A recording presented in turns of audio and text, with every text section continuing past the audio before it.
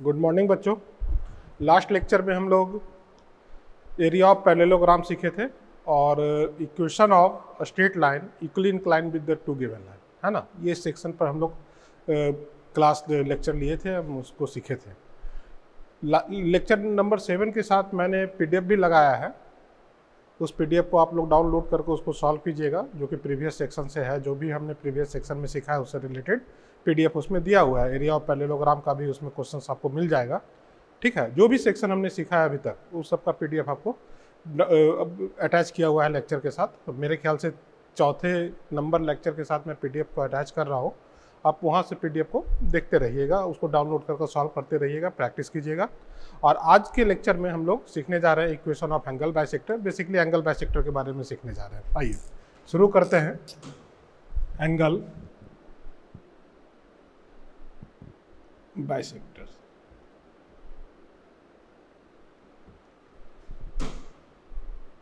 Angle bisector, ठीक है। तो हम लोग को एंगल बाइसेक्टर तो सबसे पहले समझना है कि एंगल बाइसेक्टर होता क्या है। तो मान लीजिए कि let L1 A1x plus B1 by plus C1 is equal to 0 and L2 A2x plus B2 by plus C2 is equal to 0। ये कोई भी दो लाइन है।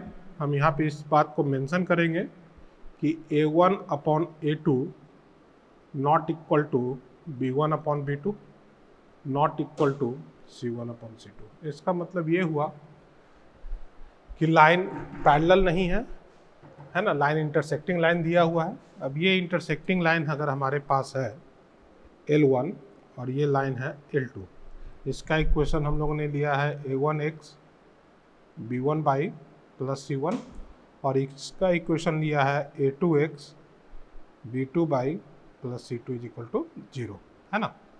तो ये दोनों लाइन आपस में कुछ एक एंगल बनाएगा। मान लेते हैं कि ये एंगल है 2 अल्फा और ये एंगल है 2 बीटा। यहाँ पे 3 केस हो सकता है अल्फा बीटा के साथ कि 2 alpha is equal to 2 beta is equal to 2 alpha is equal to 2 beta is equal to 90 degree. या कहने का मतलब क्या हुआ कि अल्फा का भी मान 2 अल्फा का भी मान 90 डिग्री के बराबर हो सकता है, 2 बीटा का भी मान 90 डिग्री के बराबर हो सकता है। या दूसरा केस ये हो सकता है कि 2 alpha less than 90 degree and 2 beta greater than 90 degree.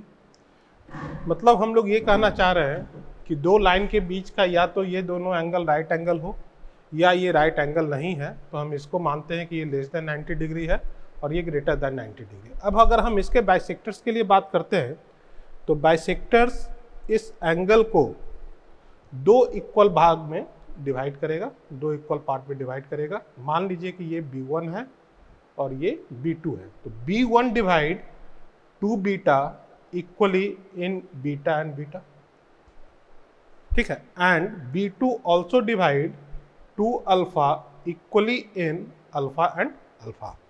तो हम बोल सकते हैं कि B1 और B2 is the bisector of the line L1 and L2। इसका मतलब क्या हुआ? Here हम बोल सकते हैं कि दिस implies कि B1 and B2 line is bisectors of given line L1 and L2।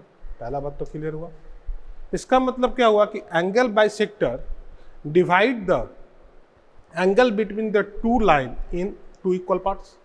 This implies angle bisector is the line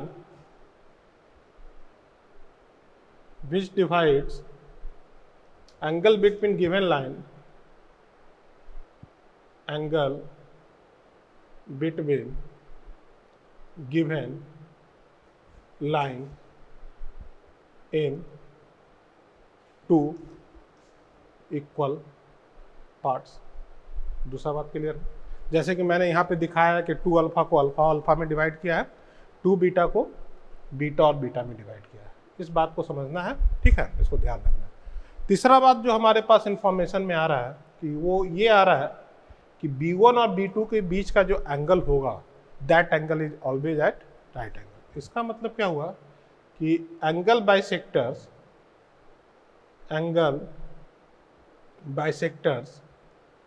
are always perpendicular to each other, ठीक है। तीसरा बात भी क्लियर होता है ना। इसका मतलब क्या हुआ कि angle between B1 and B2 is equal to 90 degree always. ये बात हमेशा वैलिड है। कभी भी हम एंगल बाइसेक्टर्स के लिए बात करेंगे तो किसी भी एंगल का दो बाइसेक्टर होगा B1 और B2, तो B1 और B2 के बीच का जो एंगल होगा वो हमेशा 90 डिग्री होगा। इसमें नेक्स्ट जो मेंशन करना है वो ये करना है कि अगर लाइन L1 और L2 are not at right angle, then हम बोल सकते हैं कि one bisector is the acute angle bisector and other bisector is the obtuse angle bisector. जैसे हम यहाँ पे ये बोल सकते हैं कि B1 if L1 angle between if angle between L1 and L2 is not equal to 90 degree, this implies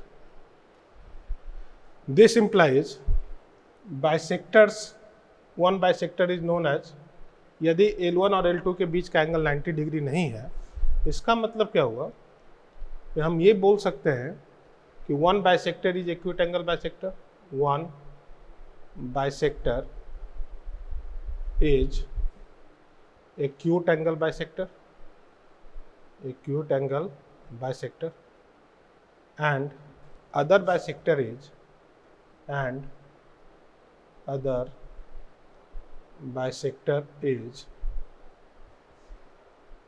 obtuse angle bisector. दूसरा बात क्लियर हुआ कि दूसरा जो बाइसेक्टर कहलाएगा वो क्या कहलाएगा, ऑब्टूस एंगल बाइसेक्टर। हम लोग पहले भी वहाँ पे मेंशन कर रुके हैं कि 2 अल्फा जो है लेस देन 90 डिग्री है, मतलब ये एक्यूट एंगल है। तो हम लोग यहाँ बोल सकते हैं कि here B2 is acute angle bisector and B1 is obtuse angle bisector. तो ये बाइसेक्टर के रिगार्डिंग जो बेसिक चीज़ था उस पर हम लोग यहाँ पे डिस्कशन किए हैं। तो अभी तक बस हम इस बात को सीखे हैं कि दो लाइन के बीच के एंगल को जो भी लाइन इक्वली डिवाइड करे that line is the angle bisector. Angle bisector हमेशा दो एंगल बाइसेक्टर डिफाइन होगा, क्योंकि दो लाइन के बीच का जो एंगल होगा वो या तो एक्यूट एंगल होगा, दूसरा ऑब्टूस एंगल होगा, या अगर दोनों होगा तो राइट एंगल होगा। तो हम उस केस के लिए डिस्कशन कर रहे थे जब L1 और L2 के बीच का जो एंगल है वो 90 डिग्री नहीं है, तो जो एक्यूट एंगल को बाइसेक्ट करेगा उसको हम लोग एक्यूट एंगल बाइसेक्टर बोलेंगे, और जो ऑब्टूस एंगल को बाइसेक्ट करेगा उसको हम लोग ऑब्टूस एंगल बाइसेक्टर बोलेंगे। यहाँ हमने पहले ही बताया है कि 2 अल्फा इसके बीच का एंगल है, 2 बीटा इसके बीच का एंगल है। अगर हम 2 alpha 2 beta is equal to 90 degree लेते हैं तब राइट एंगल होगा, और उस केस में हम लोग सिंपली राइट एंगल बाइसेक्टर्स पे बात करेंगे। लेकिन यहाँ हमने जो पहला बात मेंशन किया है कि 2 अल्फा लेस देन 90 डिग्री है, तो 2 अल्फा को डिवाइड करने वाला लाइन B2 है, वो B2 एक्यूट एंगल बाइसेक्टर कहलाएगा। 2 बीटा ग्रेटर देन 90 डिग्री है, 2 बीटा को डिवाइड करने वाला लाइन जो है B1 है वो ऑब्टूस एंगल बाइसेक्टर कहलाएगा। इसी में अगर हम लोग इसको मेंशन करते हैं कि if angle between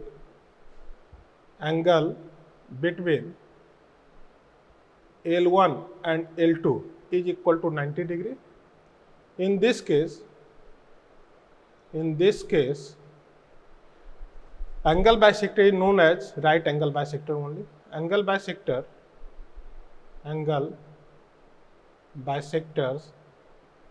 is known as right angle bisector.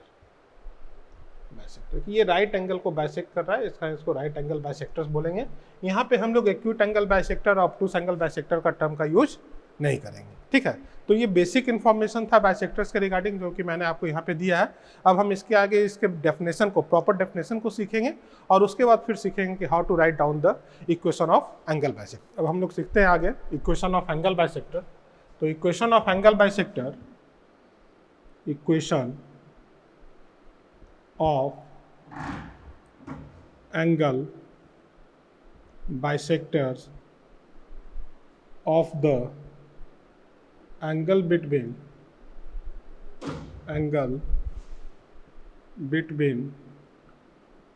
the given line L1 is equal to A1x B1 by plus C1 is equal to 0 and L2 is equal to A2x plus B2 by plus C2 is equal to 0 is given as is given as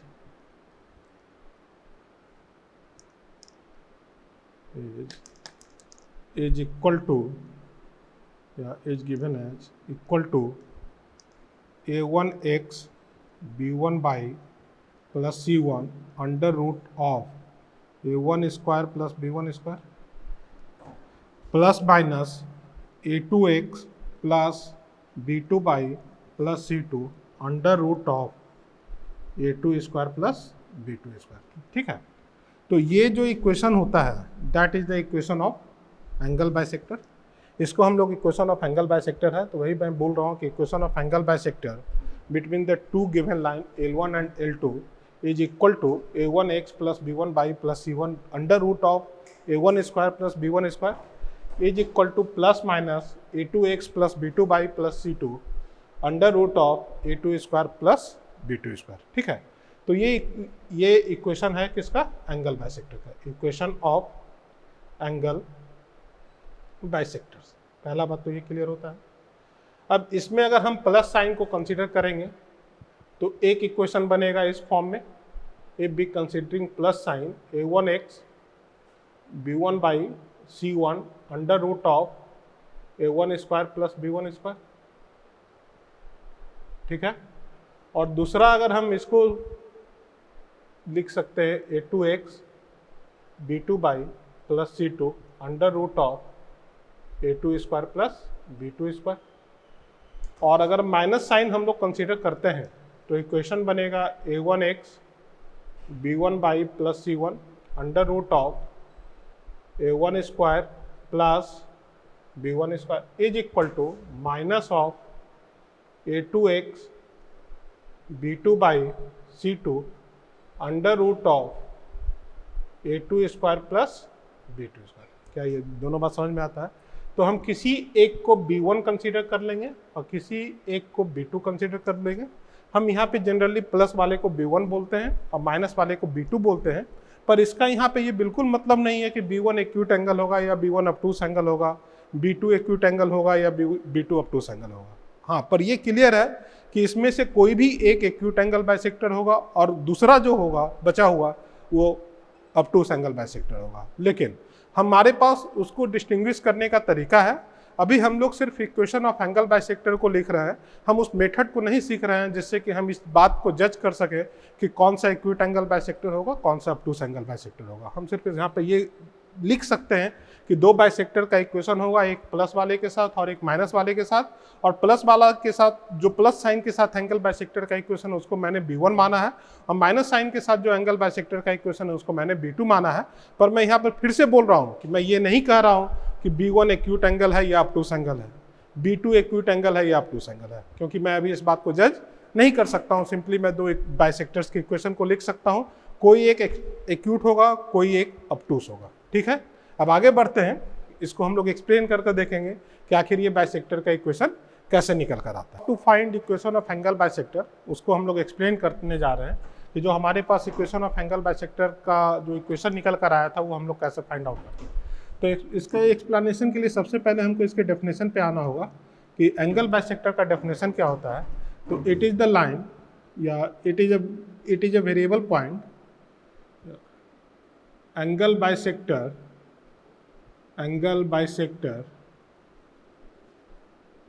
is a variable point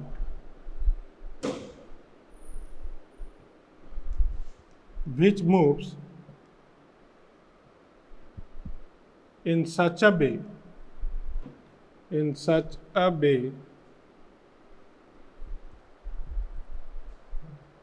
angle bisector is the locus of a variable point. ठीक है, angle bisector is the locus of a variable point which moves in such a way such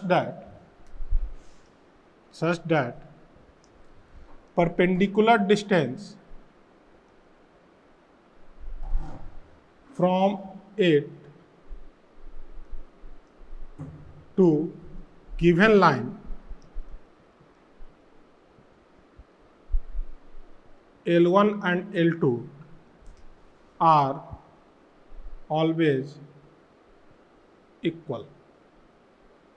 कहने का मतलब क्या हुआ कि अगर हम लोग L1 और L2 दो लाइन कंसीडर कर रहे हैं, इसका इक्वेशन लिया था a1x b1 by c1 is equal to 0, इसका इक्वेशन लेते हैं a2x b2 by c2 is equal to 0. ठीक है, तो इस लाइन से है ना, अब P कोई भी वेरिएबल पॉइंट है वो इस तरीके से मूव कर रहा है कि इस P पॉइंट पे अगर हम कोई भी पॉइंट लें, इस वेरिएबल लाइन पे कोई भी पॉइंट, वेरिएबल पॉइंट पे कोई भी पॉइंट कंसीडर करें, मानते हैं कि हम h, k कंसीडर करने जा रहे हैं, तो इससे जो भी परपेंडिकुलर डिस्टेंस आप L2 और L1 पे लगाओगे, ठीक है, मान लीजिए कि ये P1 है और ये परपेंडिकुलर डिस्टेंस P2 है, तो इसका लोकस हमेशा एंगल बाइसेक्टर को रिप्रेजेंट करेगा if P1 must be equal to P2. यदि P1 P2 के बराबर होगा तो locus of the point P is the angle bisector. if P1 is equal to P2 then locus of point P is the angle bisector. ठीक है, तो same condition हम लोग इसके लिए भी सीख सकते हैं कि ये भी उसी कंडीशन के साथ फॉलोअप होगा कि यहाँ पे कोई भी P पॉइंट है जिससे अगर हम लोग परपेंडिकुलर ड्रॉ करें तो ये परपेंडिकुलर और ये परपेंडिकुलर आपस में बराबर होगा. क्लियर होता है ये बात? ठीक है, अब इसी डेफिनेशन के अकॉर्डिंग हम लोग इक्वेशन को फाइंड आउट कर सकते हैं, लेकिन उससे पहले हम इसको कंसीडर करते हैं कि this line is B1 and this line is B2.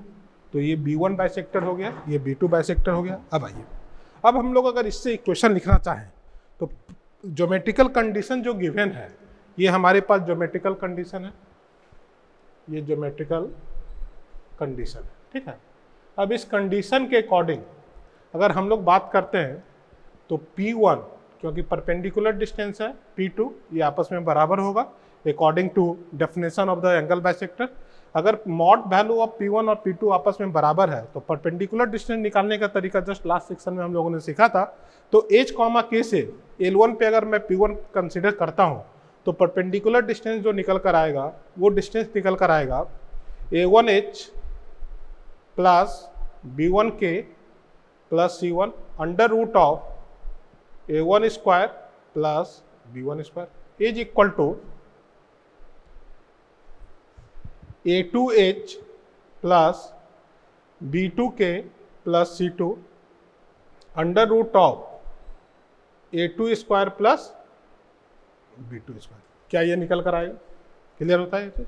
अब हम लोग जानते हैं कि मॉडुलस साइन अगर हटाएंगे तो हमारे पास A1h B1k प्लस C1, ठीक है, under root A1 square plus B1 square is equal to plus minus A2x B2 by plus C2, ठीक है, under root A2 square plus B2 square. ये वैल्यू निकल कर आता है. क्लियर होता है ये बात? तो हमारे पास ये डेफिनेशन है और इस डेफिनेशन के अकॉर्डिंग अगर हम लोग उसका मैथमेटिकल इक्वेशन लिखना चाहें तो दिस इक्वेशन यहाँ पे h कॉमा k के टर्म में लिखेगा। इसका मतलब क्या हुआ कि अगर हम लोग रिक्वायर्ड लोकस का इक्वेशन लिखना चाहते हैं तो equation of required locus, equation of required locus is, required locus का जो इक्वेशन होगा वो इक्वेशन होगा a1h b1k a1x a1x b1k b1y plus c1 under root of a1 square b1 square is equal to plus minus a2x b2 by c2 under root of a2 square plus b2 square. Clear है? अब यही बात मैंने आपको कहा था कि अगर मैं प्लस साइन कंसीडर करूंगा तो एक अलग इक्वेशन निकलेगा प्लस के साथ b1 by c1 under root of a1 square b1 square plus a2x b2 by c2 under root of a2 square plus b2 square. और माइनस के लिए अगर हम लोग कंसीडर करेंगे तो ये बनेगा a1x b1 by plus c1 under root a1 square b1 square. और माइनस के लिए कंसीडर करेंगे तो a2x b2 by c2 under root of a2 square plus b2 square. ठीक है, तो इसको हम लोग b1 मान लेते हैं प्लस वाले के साथ और इसको हम लोग b2 मानते हैं। इसका मतलब क्या हुआ कि जो यहाँ b1 है वो प्लस वाले के साथ वाले के इक्वेशन को रिप्रेजेंट करता है और ये माइनस वाले को रिप्रेजेंट करता है। क्लियर होता है ये बात? तो हम लोग यहाँ पे इक्वेशन ऑफ एंगल बाइसेक्टर सीखे हैं। इस पे हम लोग थोड़ा सा छोटा सा क्वेश्चन करेंगे आगे, लेकिन उससे पहले आप इसको नोट कीजिए। कुछ एक बेसिक क्वेश्चन देखते हैं जिसमें सिंपली हमको इक्वेशन ऑफ एंगल बाइसेक्टर लिखना है। ठीक है, जैसे क्वेश्चन दिया हुआ है कि find the equation of angle bisector of the angle between the straight line 3x minus 4y plus 7 is equal to 0 and 12x plus 5y minus 2 is equal to 0।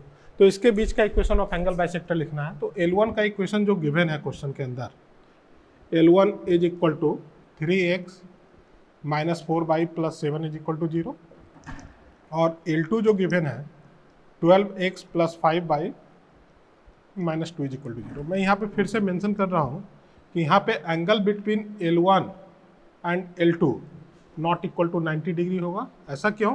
क्योंकि m1 इंटू m2 का जो slope का product होगा वो -1 के बराबर यहाँ पे नहीं दिया हुआ है ना। या स्लोप से भी हम लोग चेक कर सकते हैं, तो स्लोप रेसिप्रोकल स्लोप नहीं है, इसी का -1 नहीं आ रहा है। ठीक है, that is not equal to -1। इसका मतलब क्या हुआ कि L1 L2 90 डिग्री पे नहीं होगा। तो यहाँ पे जो हमारे पास दो बाइसेक्टर निकलेगा उसमें से कोई एक एक्यूट एंगल बाइसेक्टर होगा और दूसरा जो होगा बचा हुआ जो बाइसेक्टर होगा वो ऑब्टूस एंगल बाइसेक्टर होगा। तो हम लोग यहाँ पे इक्वेशन ऑफ एंगल बाइसेक्टर लिखने जा रहे हैं, इक्वेशन ऑफ एंगल बाइसेक्टर्स।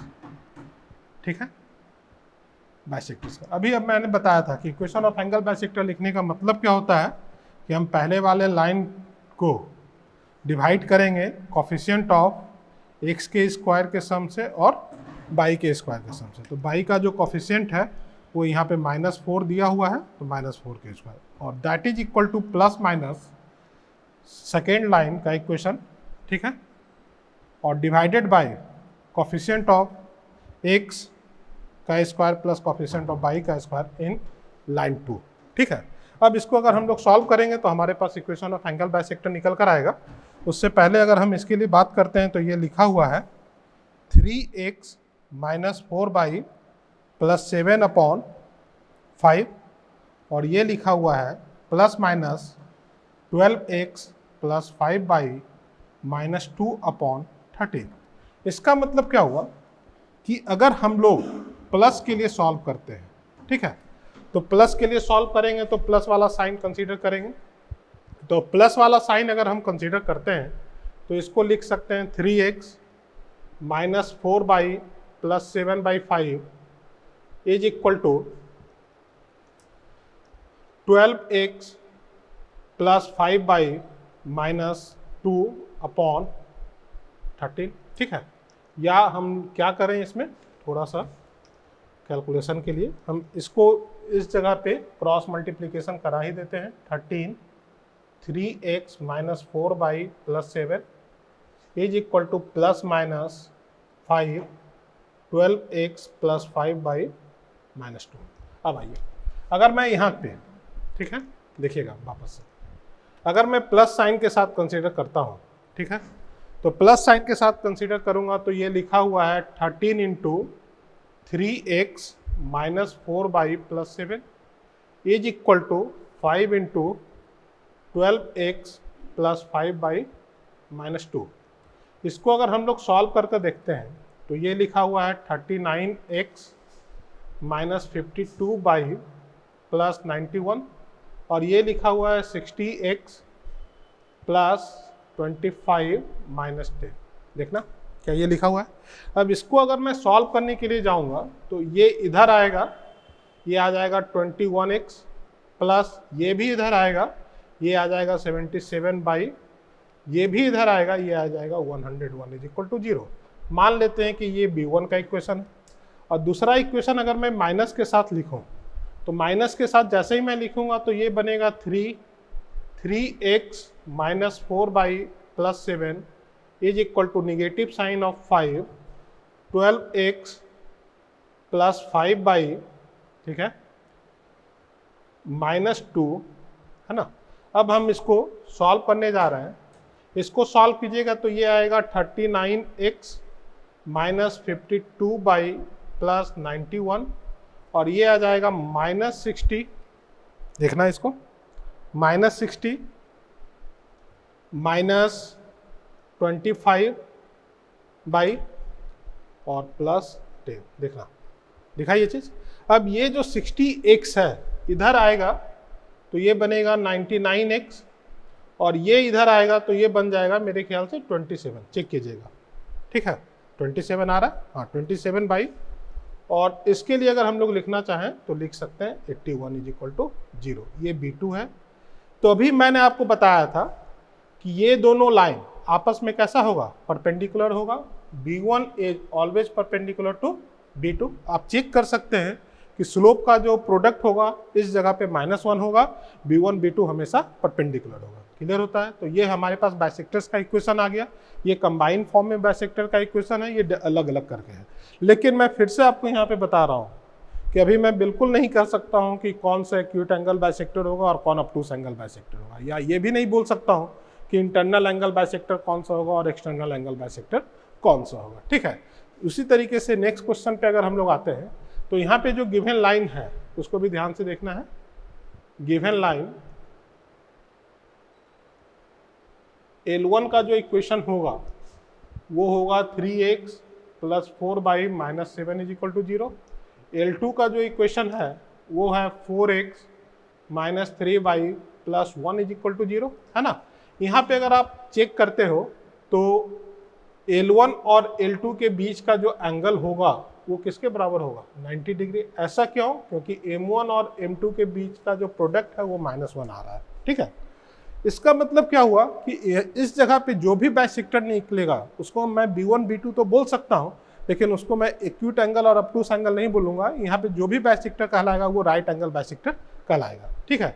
तो इक्वेशन ऑफ एंगल बाइसेक्टर्स कैसे लिखेंगे, इक्वेशन ऑफ एंगल बाइसेक्टर्स। ठीक है। तो बाइसेक्टर्स के इक्वेशंस को लिखने के लिए हमारे पास सिंपल तरीका है कि पहला लाइन कंसीडर करेंगे, उसको डिवाइड करेंगे किससे, कोफिशिएंट ऑफ एक्स के स्क्वायर प्लस वाई के स्क्वायर से, और दूसरा जो है प्लस माइनस के साथ दूसरे लाइन को कंसीडर करेंगे। दूसरा लाइन जो दिया हुआ है यहाँ पे वो भी इसी फॉर्म में दिया हुआ है, 4x minus 3 y plus 1 divided by under root of 4 square plus 3 square. तो ये दोनों जो मान होगा -3 का स्क्वायर, ये दोनों तो कैंसिल आउट होगा। अब मैं प्लस माइनस के साथ इसको सॉल्व कर सकता हूं। तो ये लिखा हुआ है 3x 4 y minus 7 is equal to plus minus 4x 3 y plus 1।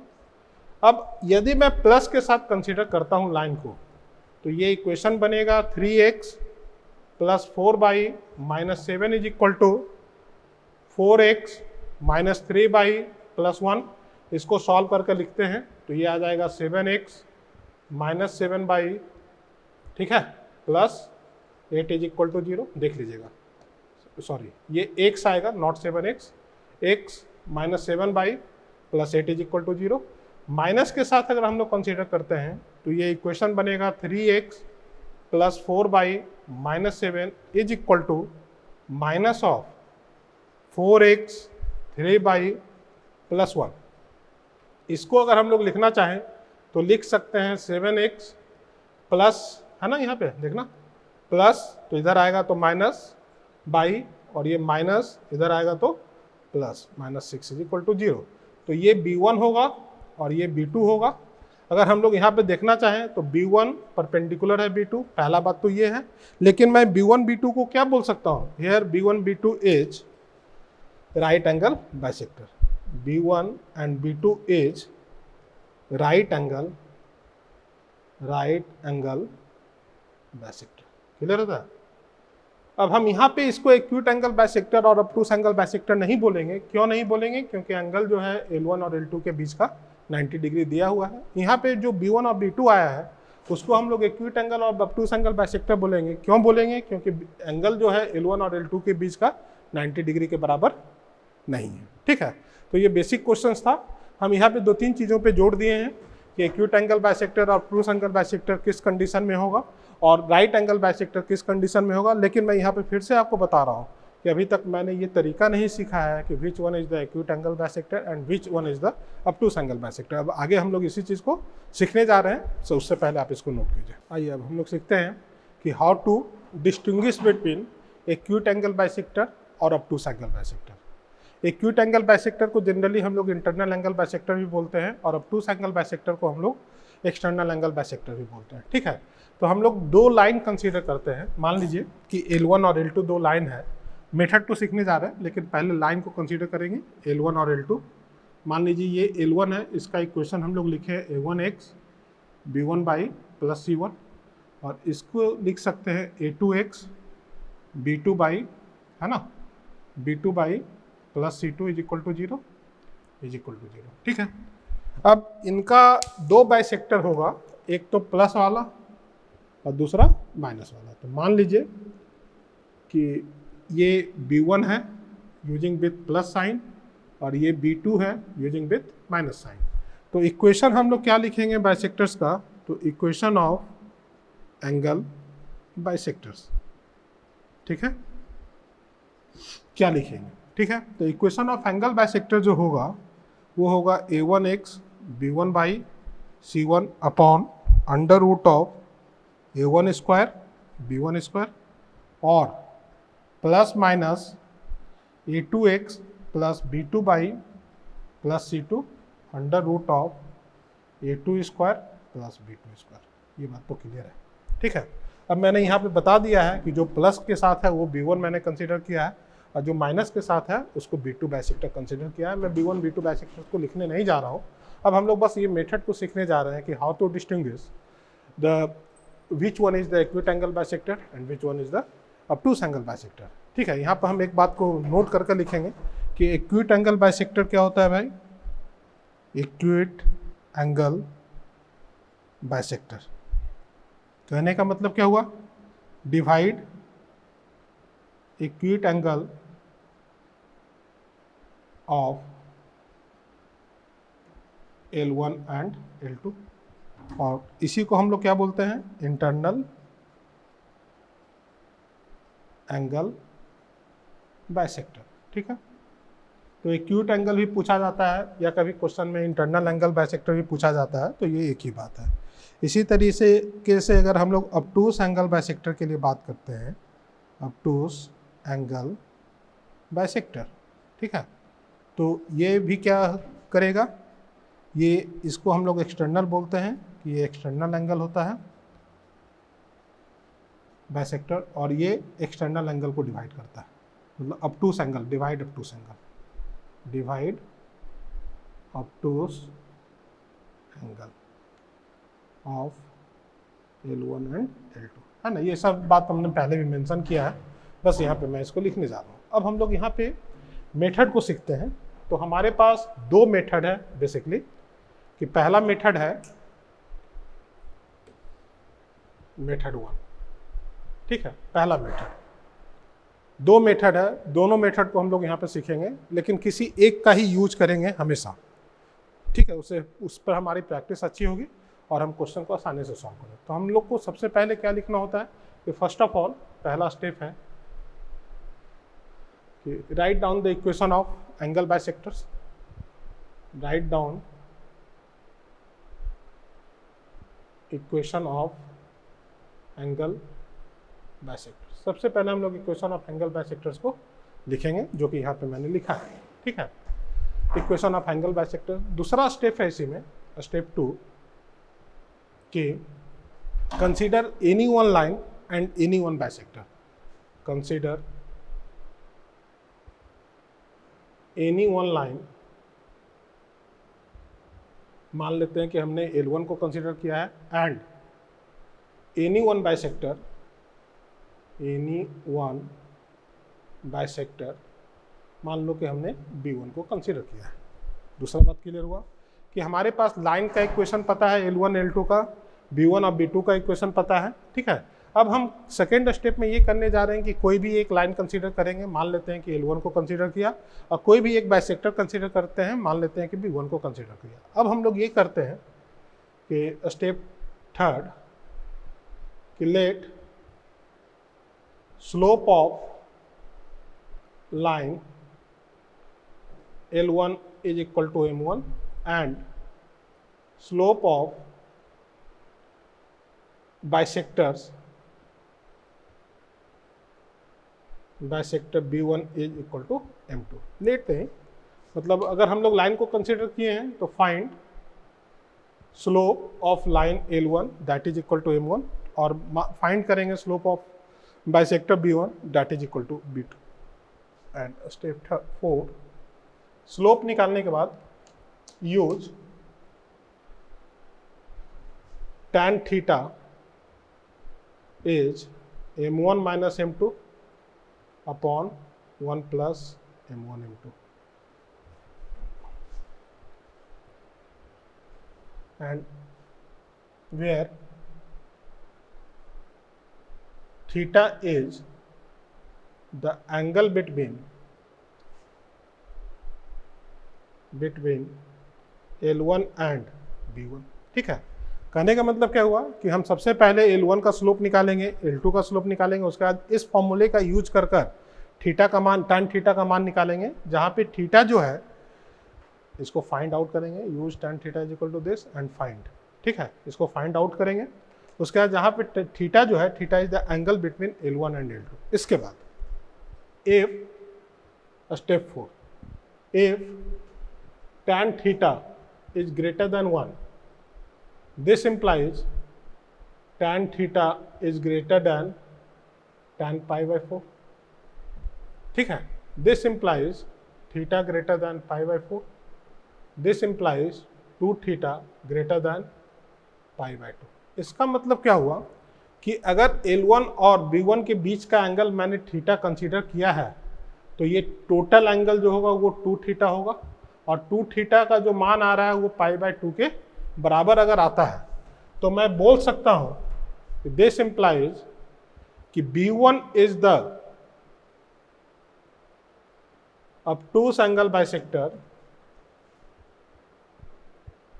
obtuse angle bisectors of L1 and L2, and if tan theta less than 1 greater than 0, greater than 0 क्यों? क्योंकि मैंने मॉडुलस साइन लिया है तो वो हमेशा पॉजिटिव होगा, इस कारण से ग्रेटर दैन 0। देन थीटा जो लाई करेगा वो 0 से लेकर पाई बाय 4 के बीच में लाई करेगा, और 2 थीटा जो लाई करेगा वो करेगा 0 से लेकर पाई बाय 2 के बीच में। इसका मतलब क्या हुआ? This implies now B1 is the acute angle bisector, acute angle bisector of L1 and L2। इसका मतलब ये हुआ कि सिंपली अब हम लोग क्या करने जा रहे हैं कि tan थीटा का मान कैलकुलेट किए। tan थीटा अगर 1 से बड़ा आता है तो 2 theta greater than pi by 2 होगा, तो जब 2 theta greater than pi by 2 होगा तो B1 F2 एंगल बाइसेक्टर हो जाएगा of L1 L2 and B2 is acute angle, clear, bisector. और अगर हमारे पास tan थीटा का मान 0 से 1 के बीच में आ गया, उस केस में B1 जो होगा वो एक्यूट एंगल बाइसेक्टर होगा of L1 L2 and B2 is obtuse angle bisector, angle bisector, clear है ये बात, ठीक है। तो ये तो हमारे पास पहला मेथड है कि जब हम लोग एक्यूट एंगल बाइसेक्टर और ऑब्टूस एंगल बाइसेक्टर को डिस्टिंग्विश करते हैं, उसका सिंपल सा तरीका ये है, मैं फिर से यहाँ भर वाले आपको बता दे रहा हूँ। सबसे इंपॉर्टेंट बात यही है कि आप इसको इस चीज़ पे सीखिए कि हम कोई भी एक लाइन कंसीडर करेंगे, कोई भी एक बाइसेक्टर कंसीडर कर रहे हैं। मैं यहाँ पे L1 और B1 को कंसीडर कर रहा हूँ, इसका स्लोप निकालेंगे। मान लेते हैं कि इसका स्लोप M1 है और इसका स्लोप M2 है, M2 निकाल लेंगे। उसके बाद इसके बीच का थीटा निकालेंगे जो कि होता है tan inverse M1 minus M2 upon 1 plus M1 M2। यही बात मैंने वहाँ भी लिखा है, ये मॉड साइन के साथ लेंगे, मॉड साइन के साथ लेंगे, बस इतना बात हमको ध्यान में रखना है। और उसके बाद अगर tan थीटा का मान ग्रेटर देन 1 आता है, theta greater than pi by 4 हो जाएगा, 2 theta greater than pi by 2 हो जाएगा, उस केस में जो भी बाइसेक्टर मैंने कंसीडर किया है B1 को, वो ऑब्टूस एंगल बाइसेक्टर होगा, और जो बचा हुआ बाइसेक्टर है B2 वो एक्यूट एंगल बाइसेक्टर होगा। लेकिन यदि tan थीटा का मान 0 से 1 के बीच में आता है तो थीटा उस केस में 0 से पाई बाय 4 के बीच में होगा, 2 थीटा उस केस में 0 से पाई बाय 2 के बीच में होगा। तो मैं बोल सकता हूं कि B1 is the acute angle bisector, और जो बचा हुआ बाइसेक्टर B2 होगा यहाँ पे ऑब्टूस एंगल बाइसेक्टर होगा, ठीक है। तो ये पहला मेथड है, अगर हम इसको यूज करते हैं तो अच्छी बात है।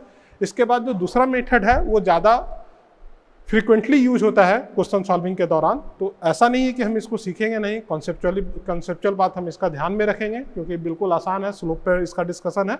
हम इस पर एक आध क्वेश्चन करेंगे, फिर दूसरे मेथड को सीखेंगे। आगे बढ़ते हैं, इसको नोट कीजिए। ये क्वेश्चन देखते हैं। अभी जस्ट मैं इस क्वेश्चन को सॉल्व किया था, ठीक है। इसके लिए मैंने acute angle bisector, obtuse angle bisector just previous section में ही निकाला आज के दिन में ही, ठीक है। कि हम लोग इसके लिए अब हम लोग ये पहचानने जा रहे हैं कि इसका एक्यूट एंगल बाइसेक्टर का इक्वेशन क्या होगा, कि मतलब दो बाइसेक्टर का तो इक्वेशन आएगा, लेकिन कौन सा एक्यूट एंगल आएगा, कौन सा ऑब्टूस एंगल आएगा। तो आइए हम लोग लिखते हैं। तो सबसे पहला काम क्या करेंगे, इक्वेशन ऑफ बाइसेक्टर्स लिखेंगे। बाइसेक्टर्स का इक्वेशन आएगा 3x minus 4y plus 7 under root of 3 square, मतलब under root of 3 square 4 square जो होगा ये 5 होगा। और यहाँ पे हम लोग लिख सकते हैं plus minus 12x plus 5y minus 2, और इसके लिए अगर हम लोग under root of 12 square plus 5 square करेंगे तो वो 13 आएगा। प्लस के साथ अगर मैं सॉल्व करता हूँ, एक स्टेप और बढ़ते हैं इसमें अगर हम लोग अब सॉल्व करने जा रहे हैं तो इसको लिखेंगे 13 3x माइनस 4y प्लस 7, और इसको लिखेंगे plus minus 5 12x plus 5y minus 2। देखना, अब प्लस के लिए अगर मैं इसको सॉल्व करूंगा तो अभी जस्ट मैंने कैलकुलेट भी किया है, आप इसको ध्यान से देखोगे तो आप लिख सकते हो इसको 39 और 60 21x, ठीक है। और ये आ जाएगा माइनस 60 प्लस 77y, और ये आ जाएगा 91 माइनस 101। देखना, क्या ये लिख सकते हैं प्लस के लिए 39 और ये आ जाएगा प्लस 60, तो 60 माइनस 39 21, और ये आ जाएगा माइनस 52 और प्लस, तो प्लस 77, ये आ जाएगा 91 और माइनस 10 तो माइनस 101, ठीक है। और माइनस के लिए अगर हम लोग इसको कंसीडर करें तो इसको मैं मान लेता हूँ B1, ठीक। और माइनस के लिए अगर हम लोग कंसीडर करते हैं तो माइनस के लिए अगर हम लोग कंसीडर करेंगे तो हमारे पास जो इक्वेशन बनेगा वो बनेगा, देखिएगा ध्यान से, 60 99x, ठीक है। और ये बनेगा माइनस 52 प्लस माइनस 52 और प्लस 25 माइनस 27 ठीक है। और ये बनेगा 91 और माइनस 10 प्लस 91 प्लस 81। देखना क्या ये बनेगा। अगर मैं यहाँ से 9 कॉमन निकालता हूँ, ठीक है, और यहाँ से भी अगर मैं 3 कॉमन निकालता हूँ, 3 कॉमन निकल रहा है क्या? चलिए, नहीं निकल रहा है तो इसी फॉर्म में रहने दीजिए, यहाँ भी इसको इसी फॉर्म में रहने दीजिए, कोई अंतर नहीं पड़ने जा रहा। इसके लिए अगर चलो मैं 9 कॉमन निकालता हूँ और यहाँ से 3 कॉमन निकालता हूँ तो ये आ जाएगा 7x प्लस 7 कॉमन निकालना पड़ेगा, 3 नहीं। 7 कॉमन निकालेंगे तो 3x plus 11 y minus 101 by 7 is equal to 0। देखना, और अगर मैं यहाँ से कॉमन निकालता हूँ तो ये आ जाएगा हमारे पास 9x, 9 कॉमन निकालेंगे तो 11x minus 3 y plus 81 by 9, 81 by 9 is equal to 9। देखना क्या ये आ रहा है, देखिएगा।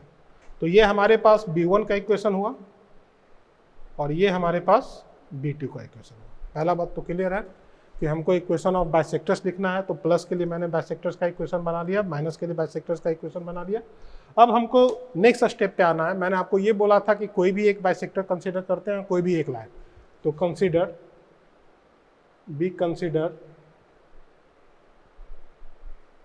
L1 3x minus 4 by plus 7 is equal to 0 and B1 that is equal to 3x plus 11 by minus 101 by 7। ठीक है। अगर मैं यहाँ पे इसके स्लोप के लिए बात करूँ कि स्लोप ऑफ B1 किसके बराबर होगा, तो स्लोप ऑफ B1 जो हो जाएगा वो हो जाएगा -3/11। और यहाँ पे अगर मैं स्लोप ऑफ L1 के लिए बात करता हूँ तो स्लोप ऑफ L1 जो होगा वो हो जाएगा -3/-4 दैट इज इक्वल टू 3/4। इसको मैं M1 मान लेता हूँ। और स्लोप ऑफ बाइसेक्टर B1 जो हो जाएगा वो हो जाएगा -3/11 दैट इज इक्वल टू -3/11। ठीक है, इसको मैं M2 मान लेता हूँ। क्लियर होता है ये बात, ये M2 आ गया, ये M1। अब हम लोग के पास तीसरा स्टेप क्या है, फाइंड। अब हमको tan थीटा का मान यूज करना है, use tan theta is equal to M1 minus M2 1 plus M1 M2। इसको चेक कर लेना है। ठीक है, अब जैसे ही हम इसको चेक करेंगे तो M1 का मान जो है 3/4 है, M2 का मान 3/11 हो जाएगा, और यहाँ पे 1 माइनस 3/4 इंटू 3/11। देखिएगा, अब इसको अगर हम लोग सॉल्व करते हैं तो इसको सॉल्व करके लिख सकते हैं 33 प्लस 12, और इसको लिखा जा सकता है 44 minus 9। That value is equal to 12, 5 है ना, 4, 45। देखिएगा, और ये आ जाएगा 35। देखना 35 आ रहा है क्या, 5 से कैंसिल आउट होगा, ये आ जाएगा 9/7 ग्रेटर देन 1। इसका मतलब क्या हुआ कि जो tan थीटा का मान निकल कर आया, tan theta greater than 1, this implies theta greater than π/4, this implies 2 theta greater than π/2। इसका मतलब क्या हुआ कि हम लोग बोल सकते हैं कि B1 is obtuse angle bisector. जो मैंने एंगल कंसीडर किया था obtuse एंगल बाइसेक्टर, ये बोला जा सकता है। इसका मतलब ये हुआ कि B2 जो होगा ये एक्यूट एंगल बाइसेक्टर होगा। तो आंसर जो हमारे पास निकल कर आएगा, answer is 11x minus 3 plus 9 is equal to 0। तो फाइनल जो आंसर अगर हम इसका लिखना चाहते हैं तो यहाँ पे लिख रहे हैं, देखिएगा कि final answer acute angle bisector of L1 and L2 is acute angle bisector of acute angle bisector of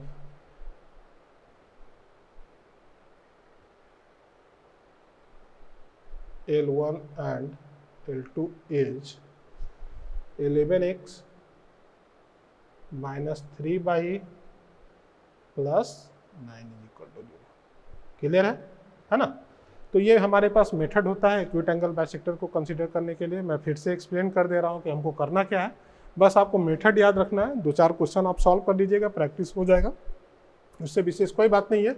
दिया हुआ इक्वेशन है L1 और L2 का, इसको मैं L1 बोलता हूँ और इसको L2 बोलता हूँ। ठीक है, तो हमारे पास सबसे पहला काम क्या होगा कि इक्वेशन ऑफ एंगल बाइसेक्टर निकाल लेंगे। तो इक्वेशन ऑफ बाइसेक्टर लिखने का तरीका जानते हैं, प्लस और माइनस को कंसीडर करके सॉल्व करेंगे। प्लस के लिए ये इक्वेशन बनेगा 3x + 11 बाई माइनस 101/7, इसको b1 मानेंगे, और माइनस के लिए जो इक्वेशन बनेगा वो बनेगा 11x - 3 बाई + 9, इसको b2 मानेंगे। एक बार कैलकुलेशन चेक कर लीजिएगा, हो सकता है कि कैलकुलेशन करने में थोड़ा बहुत मिस्टेक हो, लेकिन ऐसा संभव नहीं है, फिर भी आप चेक कीजिएगा, ठीक है। उसके बाद हम लोग कंसीडर करेंगे किसी भी एक लाइन को, मैं L1 को कंसीडर कर रहा हूँ, किसी भी एक बाइसेक्टर को मैं B1 को कंसीडर कर रहा हूँ, क्लियरली, ठीक है। अब मैं स्लोप ऑफ L1 निकालूंगा जो कि 3/4 है, उसको मैं M1 मानता हूँ। स्लोप ऑफ B1 निकालूंगा जो कि -3/11 है, उसको मैं M2 मानता हूँ। उसके बाद हम लोग इस फॉर्मूले का यूज करके tan थीटा का मान निकालेंगे। tan थीटा का मान 9/7 आ रहा है जो कि ग्रेटर देन 1 है, और थीटा जो है angle between L1 and B है, ठीक है। थीटा जो है angle between L1 and B1 है, ठीक है। तो tan थीटा का ग्रेटर देन 1 हुआ तो थीटा ग्रेटर देन π/4 हो जाएगा, 2 थीटा ग्रेटर देन π/2 हो जाएगा। इसका मतलब क्या हुआ कि जो B1 मैंने कंसीडर किया वो ऑब्टूस एंगल बाइसेक्टर है, तो फाइनल आंसर जो हमारे पास आएगा एक्यूट एंगल बाइसेक्टर का, that is equal to 11x - 3 y + 9 is equal to 0, ठीक है। अब आगे हम लोग बढ़ते हैं सेकेंड मेथड को, कि हम सेकेंड मेथड में ये नहीं, उससे पहले हम एक और छोटा सा क्वेश्चन करेंगे, फिर सेकेंड मेथड पे आएंगे। हम लोग पहले मेथड में सीखे थे कि थीटा हम लोग कंसीडर करेंगे, उससे tan इनवर्स का मान निकालेंगे या tan थीटा का मान निकालेंगे, ठीक है। हम लोग यहाँ पर इसको नोट करके लिखिएगा कि हम लोग tan थीटा के लिए सीखे थे m1 - m2 1 + m1 m2 सीखे थे ना। और मैंने आपको बोला था पहला केस कि if tan theta greater than 1 then consider bisector is obtuse angle bisector. Consider bisector is obtuse angle bisector. Angle bisector, ठीक है। और इसी में if tan theta lie between 0 to 1,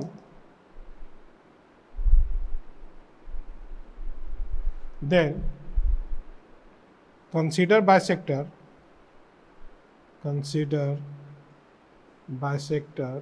is acute angle bisector.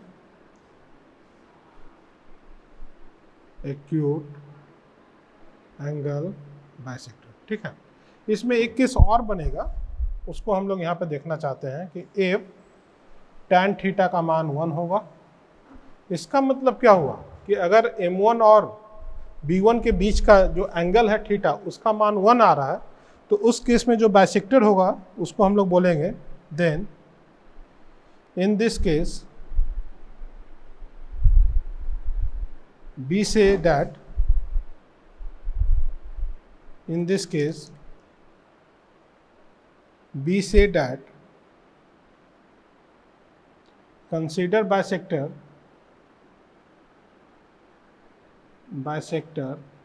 is right angle bisector, right angle bisector है ना, या perpendicular bisector, ठीक है। मतलब क्या हुआ कि अगर tan थीटा का मान 1 हो गया तो इसके बीच का जो एंगल होगा वो π/4 होगा, और इसके बीच का जो एंगल होगा वो π/2 के बराबर होगा। तो मैं बोल सकता हूँ कि उस केस में जो बाइसेक्टर कहलाएगा वो एक्यूट एंगल बाइसेक्टर नहीं कहलाएगा, ऑब्टूस एंगल बाइसेक्टर नहीं कहलाएगा, राइट एंगल बाइसेक्टर कहलाएगा। इस बात को हमने पहले भी मेंशन किया था। अगर मैं एक क्वेश्चन इस पे लेता हूँ, जैसे देखिएगा कि find the right angle bisector, find the right angle bisectors of 3x + 4 by 3x + 4 by -7 is equal to 0 and 4x - 3 by +1 is equal to 0। तो इस केस में अगर हम लोग बाइसेक्टर्स के लिए बात करेंगे तो यहाँ हम देख रहे हैं कि angle between L1 and L2, अगर मैं इसे L1 कंसीडर करता हूँ और इसे L2 कंसीडर करता हूँ, तो angle between L1 and L2 is equal to 90 degree, और 90 डिग्री केस में हम लोग ना एक्यूट और ऑब्टूस का टर्म का यूज करेंगे। हम लोगों को जो यूज करना होगा वो करना होगा राइट एंगल बाइसेक्टर्स के टर्म का। जैसे अगर मैं इस केस में बाइसेक्टर्स लिखना चाहूँ, है ना, तो equation of bisector is, equation of bisector is क्या हो जाएगा, 3x 4y minus 7 upon 5 is equal to plus minus 4x minus 3y plus 1 upon 5। देखिएगा मैं क्या करने जा रहा हूँ, इसको अगर मैं सॉल्व करता हूँ तो प्लस के लिए अगर मैं सॉल्व करूँगा तो प्लस के लिए जो इक्वेशन निकल कर आएगा x माइनस 7y और ये आएगा प्लस 8। देखना क्या ये आ रहा है, ये 5 से 5 कैंसिल आउट हो जाएगा, प्लस 4 अब माइनस 3x, तो x बचेगा minus 3y minus 4y 7y minus 7 इधर आएगा 8 होगा। ठीक है, अब माइनस के लिए अगर मैं कंसीडर करता हूँ तो इसका मान आ गया b1। माइनस के लिए अगर मैं कंसीडर करूँगा तो ये आ जाएगा 7x, देखना ध्यान से, और ये आ जाएगा plus minus plus by minus 7 minus plus 8। देखना क्या ये आ रहा है, फिर से देखो, नहीं sorry minus 8 minus plus minus 6। देखिएगा क्या ये आ रहा है, फिर से देखो, यहाँ पे माइनस 7 रहेगा, ये माइनस 1 होगा, माइनस 1 इधर आएगा, प्लस 1 माइनस 6, तो इसको मैं b2 मान लेता हूँ। ठीक है, मैंने आपको बोला था कि कोई भी एक लाइन तो स्लोप ऑफ L1 कंसीडर करेंगे, that is equal to minus 3/4, इसको मैं m1 मान लेता हूँ, और स्लोप ऑफ b1 कंसीडर करूँगा, दैट इज इक्वल टू 1/7, इसको मैं m2 मान लेता हूँ। अब यहाँ पे अगर हम लोग tan थीटा का मान इक्वेट करते हैं तो tan theta is equal to m1 minus m2, 1 plus m1 m2। ठीक है, अब इस मान को कंसीडर करने के लिए मैं m1 लिख सकता हूँ माइनस 3/4 और माइनस 1/7, और m2 मैं लिख सकता हूँ 1 माइनस 3/28। देखना क्या ये लिखा जा सकता है। अब इसको जैसे ही मैं सॉल्व करूँगा तो माइनस 21 माइनस 4 और अपॉन 28 माइनस 3 आएगा। इसको सॉल्व कीजिएगा तो मॉड वैल्यू इसका माइनस 1 इज इक्वल टू 1 आएगा, तो tan थीटा का मान 1 आ गया। इसका मतलब क्या हुआ कि theta is equal to π/4, this implies 2 theta is equal to 90 degree. अब इस कंडीशंस के लिए मैं बोल सकता हूं कि b1 and b2 is right bisector of L1 and L2। Clear है, यहाँ पे जो हम लोग टर्म यूज करेंगे वो एक्यूट एंगल बाइसेक्टर और ऑब्टूस एंगल बाइसेक्टर का टर्म यूज नहीं कर सकते हैं क्योंकि ये राइट एंगल बाइसेक्टर है। ठीक है, अब हम इसके आगे सीखते हैं मेथड 2 पे, उससे पहले आप इसको नोट कीजिए। एक्यूट एंगल और ऑब्टूस एंगल को डिस्टिंग्विश करने का दूसरा तरीका हम लोग सीखने जा रहे हैं। ठीक है, तो मान लीजिए कि लाइन का इक्वेशन गिवन है L1 a1x b1/c1 is equal to 0, L2 is equal to a2x b2/c2 is equal to 0। ठीक है, तो इसमें सबसे पहला जो काम हमको करना होगा, स्टेप 1, कि first of all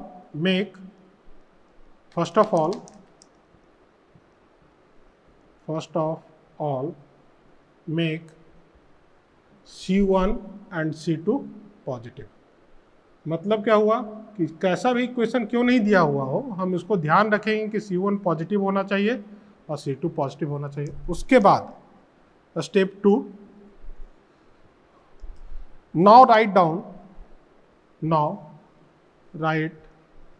down equation of angle bisectors. इसके बाद हम लोग एंगल बाइसेक्टर्स के इक्वेशन को कंसीडर करेंगे।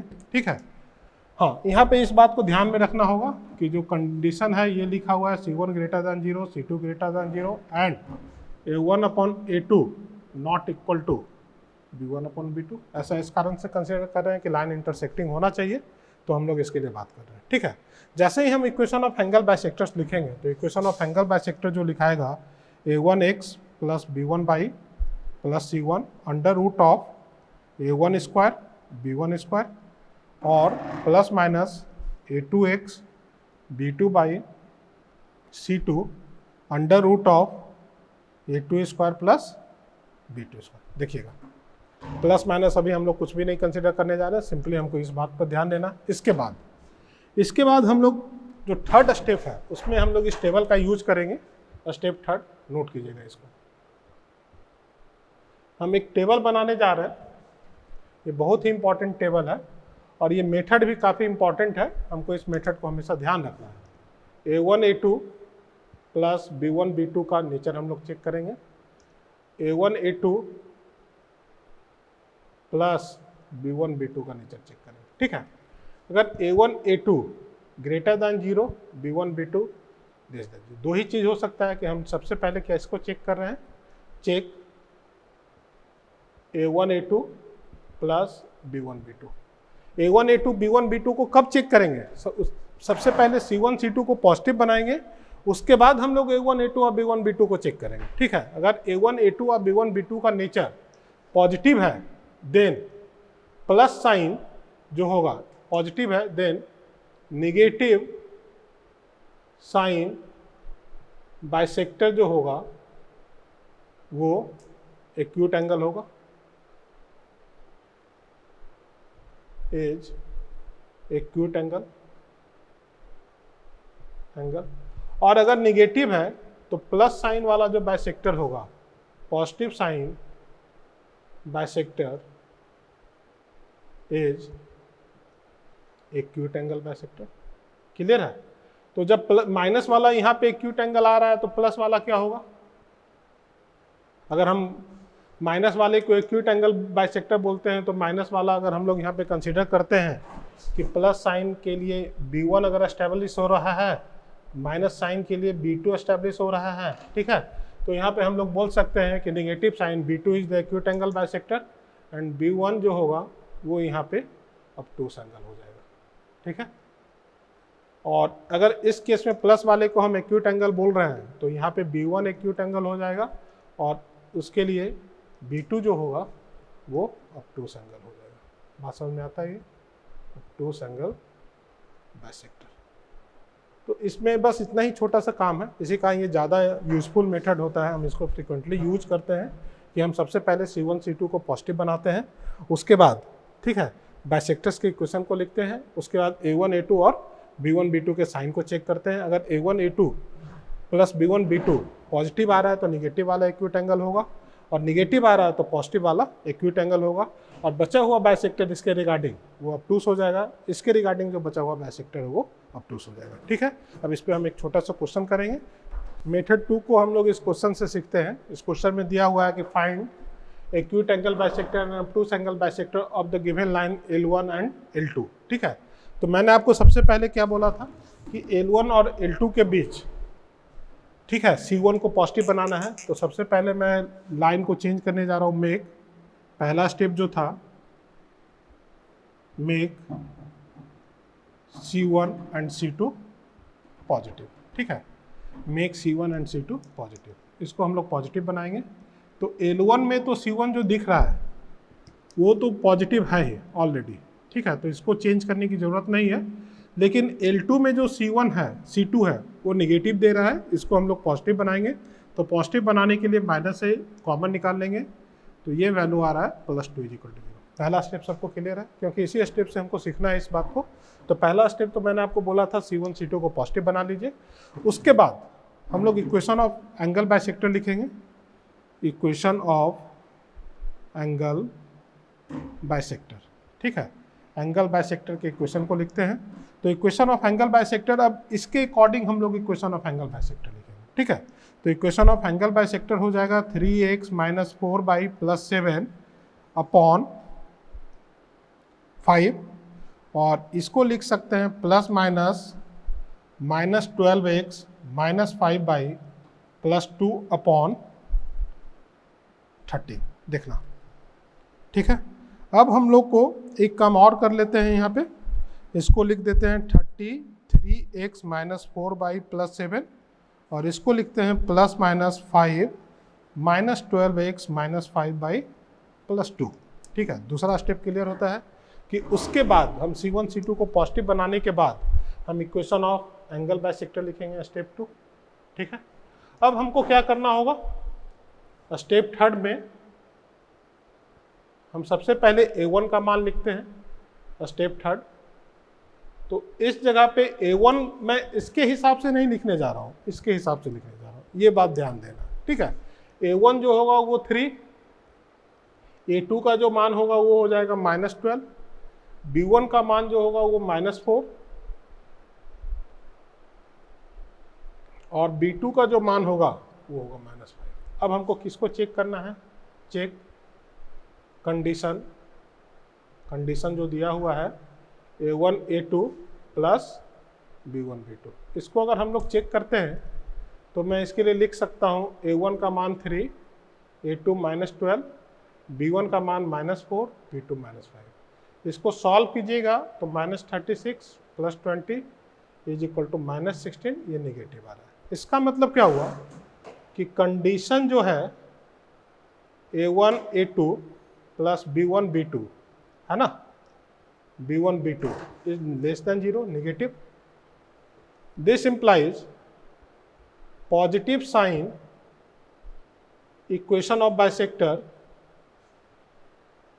बाइसेक्टर इज, ठीक है, positive sign equation of bisector is acute angle bisector, बात समझ में आता है ये, ठीक है। अब यहाँ पे अगर हम पॉजिटिव साइन वाला कंसीडर करते हैं, इसका मतलब ये हुआ कि 13 into 3x -4y plus 7 plus 5 -12x -5y plus 2, इसको सॉल्व करके लिखिएगा तो ये आ जाएगा 39x -52y प्लस 91 और ये आ जाएगा -60x -25y प्लस 10, ठीक है। इसको अगर हम लोग लिखना चाहें तो लिख सकते हैं, ध्यान दीजिएगा, 99x -27y प्लस 81, देखना क्या ये लिख सकते हैं। और इसको अगर हम लिखना चाहें तो ये लिखा जा सकता है, दिस इंप्लाइज 9 कॉमन साइड निकलेगा तो 11x -3y plus 9 is equal to 0 is acute angle bisector, clear है।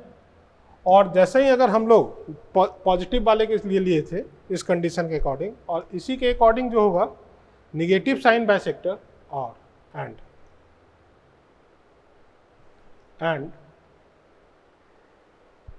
negative sign bisector is negative sign equation of bisector is obtuse angle bisector, ठीक है। obtuse angle bisector जो होगा वो negative sign bisector होगा, clear है भाई। अब इसको भी हम लोग सॉल्व करना चाहें नेगेटिव साइन वाले के लिए कंसीडर करेंगे 3x -4y plus 7 is equal to -5 -12x -5y plus 12, देखना। अब इसको सॉल्व करके लिखिएगा तो ये आ जाएगा 39x -52y plus 91 plus 60 plus 25y, देखना, प्लस 60x प्लस 25y और -12 लिखा हुआ है, ये 12x प्लस 2 है, नॉट 12 प्लस 2, ठीक है, -10। अब इसको अगर हम लोग सॉल्व करेंगे तो ये बनेगा, देखना, 99x, पहला बात क्लियर है।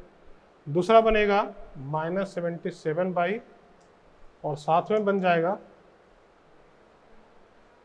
-77 99x -77, ठीक है, देखना, नहीं, ये 39 इधर आएगा, ये बनेगा हमारे पास 21x -77 माइनस नहीं प्लस 77 और ये आ जाएगा -101 is equal to 0।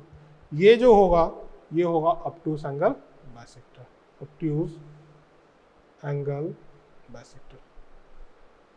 I hope कि आपको ये मेथड बिल्कुल क्लियर है। हमको इस कंडीशन को हमेशा चेक करना है।